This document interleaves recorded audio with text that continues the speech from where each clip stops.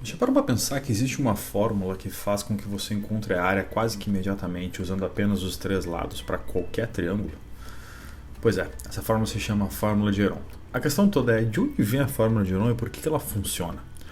Bom, para falar um pouco da fórmula de Heron, a gente tem que entender que realmente são quaisquer triângulos com três lados, tá? X, Y e Z nesse caso aqui.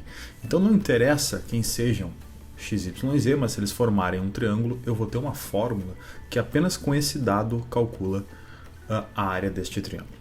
Tudo bem? E para começar a entender isso, a gente vai fazer um triângulo, ou vai escrever um triângulo aqui propriamente. Tá? Mas para falar bem da fórmula de Heron, eu preciso usar alguns conceitos de geometria. Primeiramente, eu vou inserir um círculo perfeitamente tangenciando os três lados desse triângulo. Esse círculo, obviamente, tem um raio, tem um centro e tem um raio. No caso mais simples de entender, se eu pegar o ponto central e ligar ao primeiro ponto de tangência dos três, no caso esse aqui de baixo, que tem uma base horizontal, vamos chamar assim, é muito fácil de entender que ao ligar esse raio, ele vai formar um ângulo de 90 graus. Se eu fizer isso com os outros lados de tangência, os outros pontos de tangência, eu também vou formar ângulos de 90 graus. E se eu fizer isso, consequentemente, eu vou conseguir formar mais coisas do que eu imagino.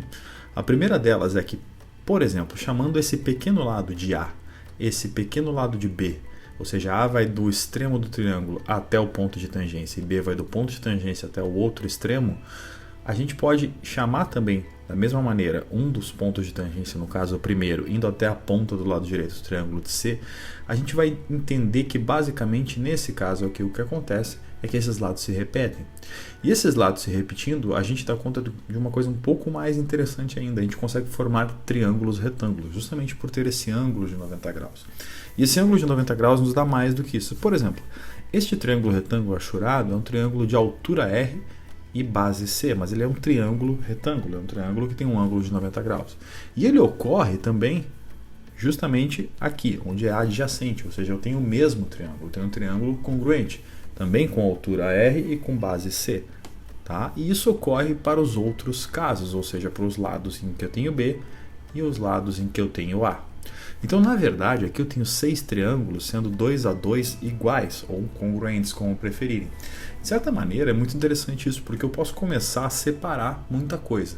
Mas antes de eu começar a separar, a parte mais interessante é que estes 6 triângulos, juntos, formam a área, ou a área destes 6 triângulos somados, formam a área do triângulo inicial, o maior triângulo de todos. Então, quando eu paro e penso no primeiro triângulo que eu formei, eu sei que ele tem altura R e base C. Quando eu encaixo dessa maneira o segundo triângulo que é igual a ele, eu vou ter altura R e base C também. Então eu tenho um retângulo de altura R e base C. O mesmo ocorre com os demais. Eu vou ter A e R.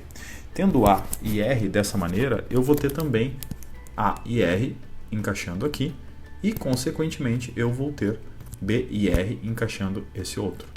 Então agora eu tenho BR, AR e CR duplicados, ou seja, eu tenho 6 triângulos, mas estes 6 triângulos formam, na verdade, um grande triângulo, tá? Que é a área desse retângulo. Esse grande retângulo de base A mais B mais C e altura R é exatamente a área do meu triângulo maior. E isso a gente consegue ver justamente por essa figura, quando a gente se dá conta que o lado R, ou a altura R, como preferirem, né, também está aqui do lado esquerdo. E mais do que isso, a gente vai poder escrever isso. Quando a gente se dá conta que essa área retangular é a área do triângulo, a gente pode escrever então que a área, seja ela a retangular ou a área do triângulo, é composta justamente pela altura, que é R, tá, vezes a base, que é A mais B mais C. Tá? Então, ou seja, eu estou usando os termos ou as partes que estão dentro deste triângulo grande, tá? E fora também, usando os lados A, B e C, ou metade deles, vamos colocar assim, né?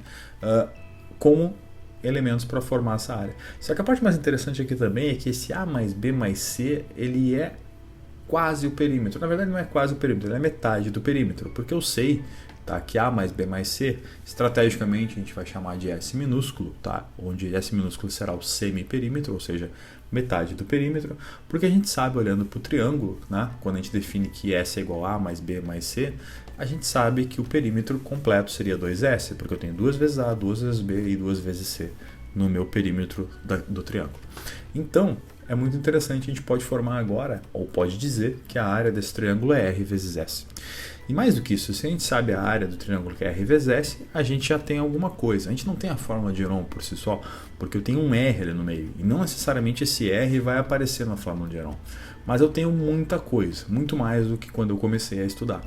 Então, aqui, para entender melhor isso e comparar com algumas outras coisas, a gente vai ter que definir a área toda achurada em azul, como a área que a gente quer descobrir. E a gente pode, nesse caso específico, duplicar. E quando a gente duplica e encaixa dessa maneira, a gente forma um paralelogramo, onde a primeira área era A, a segunda também é A, e a área deste paralelogramo seria 2A. A área que eu quero saber é a área do triângulo, que é a área A. Só que a área de um paralelogramo é simplesmente pegar um dos seus lados, né? Nesse caso aqui eu vou pegar o A mais B, multiplicar pelo outro dos seus lados, nesse caso aqui A mais C, e multiplicar pelo seno de um certo ângulo. Esse ângulo, a saber, vamos colocar aqui o ângulo alfa como o ângulo do primeiro retângulo e vamos colocar aqui mais alfa porque o outro retângulo é igual, então o ângulo que completa a ligação entre um lado e outro, né, o lado A mais B com o lado A mais C, é simplesmente 2 alfa. Então a gente pode dizer aqui que na verdade a área do paralelogramo, como sempre, vai ser lado vezes seno do ângulo. Nesse caso aqui, A mais B vezes A mais C vezes seno de 2 alfa. Tá bom? E parece que eu vou piorando as coisas, mas na verdade não é bem assim. Calma lá. Então a gente sabe agora, por exemplo, que a área do triângulo seria um meio, né, de A mais B vezes A mais C vezes seno de 2 alfa. Acontece que seno de 2 alfa parece estar me atrapalhando. Eu não queria que alfa estivesse ali. Será que tem uma maneira de eu medir isso de uma outra maneira? Será que tem como eu expressar esse alfa ou esse seno de alfa, ou melhor, seno de 2 alfa de outra maneira? A verdade é que tem. Se a gente parar para pensar, a gente pode escrever várias coisas aqui. A primeira delas é que existe um triângulo aqui que envolve o ângulo alfa. E quando a gente separa esse triângulo que envolve o ângulo alfa, a gente sabe algumas medidas dele. Por exemplo, a gente sabe aqui que o ângulo oposto, ou melhor, o lado oposto ao ângulo seria R, o lado adjacente seria A. E a gente sabe, pelo teorema de Pitágoras, muito bem quem seria a medida da hipotenusa. Seria a soma dos quadrados dos dois lados, né, extraído da raiz quadrada. Então aqui eu posso, se eu quiser, descobrir quem é seno de alfa, claramente, e cosseno de alfa usando as relações trigonométricas. E nesse caso, claramente, seno de alfa, né, cateto oposto sobre a hipotenusa, assim como cosseno de alfa é cateto adjacente sobre a hipotenusa. E por que eu vou usar seno e cosseno de alfa se na verdade eu tenho seno de 2 alfa? Pois é, mas aqui seno de 2 alfa a gente sabe que é 2 vezes o seno de alfa vezes cosseno de alfa, que agora eu sei quem é. Então eu posso simplesmente substituir seno de 2 alfa por 2 seno de alfa vezes cosseno de alfa e trocar pelos caras que eu descobri. Não sem antes usar aquele 2 ali para cortar com o 2 de cima e não ter mais. Tá? Agora eu tenho simplesmente a área do triângulo que eu quero, sempre foi o A maiúsculo, como sendo A mais B vezes A mais C vezes seno de alfa vezes cosseno de alfa, que agora estrategicamente eu vou substituir. E algumas coisas interessantes acontecem aqui. Por exemplo, essas duas frações, vindas do seno de alfa e cosseno de alfa, elas podem muito bem ser juntadas ou reescritas, porque R vezes A vai ser R vezes A. Mas a parte de baixo vai ficar raiz da mesma coisa vezes raiz da mesma coisa. Então o que acontece aqui? Eu vou ter A quadrado mais R quadrado embaixo. E em cima eu vou ter R vezes A. Repare que embaixo não tenho mais raiz. E algumas coisas também podem ser usadas a meu favor aqui. Por exemplo, se eu pegar aqui e usar o fato de que A é R vezes S, eu poderia usar aqui que A sobre S é igual a R. Na verdade, quando eu fizer isso e trocar o R lá dentro da minha fórmula, eu vou poder ficar com uma expressão que vai envolver apenas A e S. É claro que vai envolver A, B e C, só que A, B e C são os caras que são lados ou fazem parte, melhor, dos lados do meu triângulo, tá? E esses não tem problema nenhum. Então, quando eu substituir A sobre S no lugar de R, primeiro em cima e depois lá embaixo, algumas coisas interessantes vão acontecer. Aquele S quadrado de baixo, eu posso usar um pouquinho de álgebra, colocar o S quadrado em cima e embaixo, tá? E ele vai ficar multiplicado assim dessa maneira, tá? Só que S quadrado sobre S lá no numerador da fração eu vou poder cancelar. Então eu vou ter A vezes A minúsculo vezes S, aquela expressão ali embaixo, tá? E algumas coisas eu vou poder mudar. Por exemplo, A dividido por A aqui, obviamente vai dar 1, tá? E eu vou conseguir ficar com uma expressão um pouco mais enxuta. E quando eu vou fazendo as contas aqui, né, vou passar aqui a expressão S quadrado, A quadrado mais o A maiúsculo ao quadrado, que é tudo que eu quero, lá para o lado esquerdo, eu fico com uma expressão pouco mais simples do lado direito. Um pouco, pelo menos um pouco. E quando eu começo a fazer as contas aqui, eu começo a me dar conta de que agora sim é possível. Eu posso começar a pensar seriamente em isolar esse A maiúsculo. Repare que eu não tenho mais a expressão com R, ou seja, R não faz mais parte, né, da minha fórmula. Então o que eu posso aqui é tentar justamente fazer isso. Não sem antes me dar conta de que A mais B vezes A mais C pode ser escrito dessa maneira. A gente simplesmente distribui essa multiplicação. E mais do que isso também, quando eu substituir isso no seu devido lugar, eu vou ter a seguinte situação. Repare que eu tenho A quadrado mais AC mais AB mais BC. As três primeiras expressões têm A. Eu poderia muito bem escrever A quadrado como A mais A. E quando eu isolar um dos A's, eu vou ter simplesmente A vezes A mais B mais C. Para que isso? Bom, porque A mais B mais C eu sei quem é. A mais B mais C é S. E eu posso trocar por S. Então aqui eu tenho uma expressão um pouco mais enxuta. Quando eu me der conta que AS mais BC vezes AS, ao ser multiplicado por AS, vai me aparecer um S quadrado vezes A quadrado. E agora repare que tanto o lado esquerdo quanto o lado direito tem S quadrado, A quadrado. E aí eu vou poder cancelar. Por fim, eu estou quase lá. O A quadrado é S vezes A vezes B vezes C. Isso é muito mais simples do que eu tinha lá no começo. Na verdade, no começo não tinha nada, né? Então, quando eu passar aqui a raiz para o outro lado, ou seja, extrair a raiz de ambos os lados, em se tratando aqui de valores positivos, eu posso pegar só o sinal positivo, eu tenho simplesmente que a raiz é S vezes A, ou melhor, eu tenho a raiz de S vezes A vezes B vezes C. E aí, onde eu chego com isso? Bom, eu cheguei numa fórmula para o triângulo que envolve esses pedaços A, B e C. Tá? Até porque, inclusive, S é A mais B mais C. Então, parece que parou por aí. Parece que eu não tenho mais o que fazer.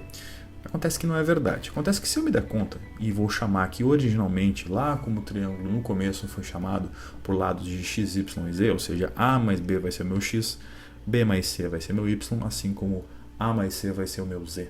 E quando eu defino isso dessa maneira, assim, bem como está escrito, x igual a A mais B, y igual a B mais C e z igual a A mais C, eu vou poder fazer algumas coisas interessantes. A primeira delas, usando o fato de que agora eu tenho quem é x, y e z, é simplesmente me lembrar que A mais B mais C é igual a S. E quando eu isolo na primeira A mais B, na segunda B mais C e na terceira A mais C, propositalmente, justamente porque são as expressões de x, y e z, eu me dou conta que x vai ser simplesmente S menos C, assim como y vai ser S menos A, e assim como z vai ser S menos B. Então tudo isso para ficar com uma expressão extremamente mais enxuta. E essa expressão extremamente mais enxuta me dá o direito de dizer, olha, isolando agora A, B e C, eu tenho que A é S menos Y, assim como C é S menos X e B é S menos Z. Tudo isso para dizer que, olhando para as definições de A, B e C e colocando ou juntando com o fato de que agora eu sei a área deste triângulo, em termos de A, B e C, eu posso substituir. Então eu posso dizer que a área, na verdade, é simplesmente S, que já estava lá, ou seja, o semiperímetro, né, A mais B mais C, vezes S menos X, S menos Y e S menos Z. Adivinhe quem é essa? A fórmula de Heron. Ou seja, para dado X, Y e Z, ou seja, três lados, eu consigo simplesmente expressar usando a fórmula de Heron, que envolve apenas os três lados, nada demais. Ah, mas envolve o S. O S é A mais B mais C, ou o perímetro inteiro dividido por 2.